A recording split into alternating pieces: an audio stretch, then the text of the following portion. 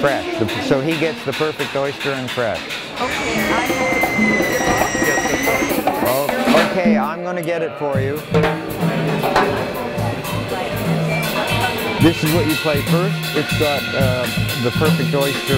It's a little thing at the beginning. First thing in the morning is always pretty chaotic here at the film festival because our tradition is that we do not sell tickets. We ask people to make a donation at the door. That way anybody in the community is able to attend. But one of the results of that is that people know that they better get here early to make sure they get a seat. It has built every year. The attendance increases. People become more and more aware in the community how diverse the film festival is, and there's films that will appeal to almost every interest. So I think the opening night this year, the Top Twins, the word gets around after the opening night about what a great festival it is, and the Top Twins was a wonderful opening night film that brought a lot of people in. This festival did start with a very limited focus strictly on social justice because that was the interest of the people who started it.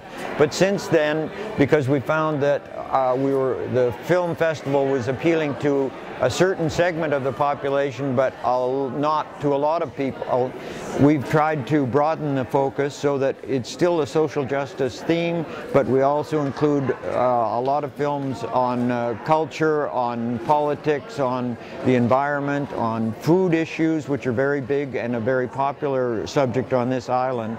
So it is still broadly social justice, but I guess you could just say that we try to bring films that at least have some depth and some meaning to them, not strictly entertainment, because it is strictly a documentary film festival. That's right.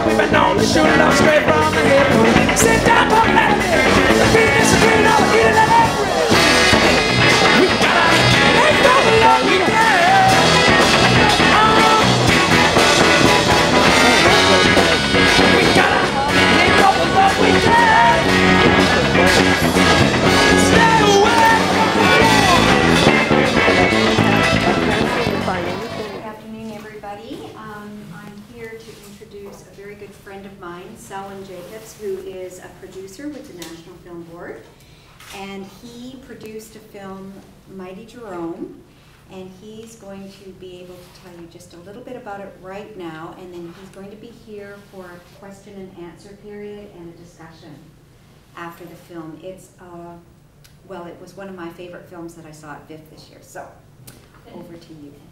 Thank you very much, Diane. Thank you very much for coming out. I really appreciate it. Subject matter of this film, it's really one of these incredible Canadian stories that lurks in the background.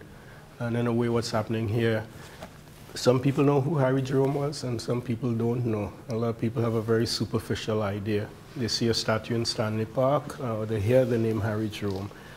I think we'll answer all of those questions in this film and more.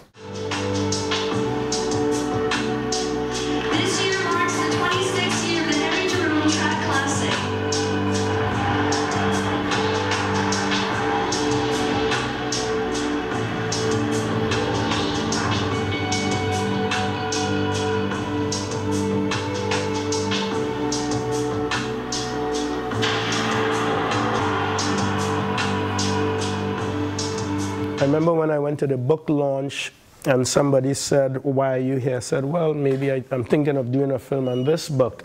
I said, what angle do you want to focus on this story?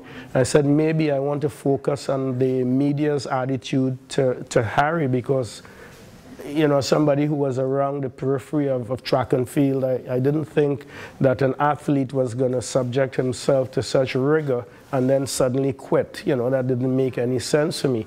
And I felt that the onus and the obligation should be on a newspaper reporter to know all aspects of the story before you put it out there. I'll give you some stories that are not in the film, and you'll find it fascinating. And we don't understand the racism that existed in this country. Lionel Jones, who we use in the film there, from Edmonton, he's the first black judge in the province of Alberta. He was the president of the student union. And the year when he graduated, he could not go to his graduation because blacks were not allowed at the Chateau Lacombe. If you can understand that, you understand. So it's not only North Van, it's, you know, there are pockets of all sorts of crazy, and from today's perspectives, a lot of things that are inconceivable, irrational, illogical, or just plain stupid. But they existed.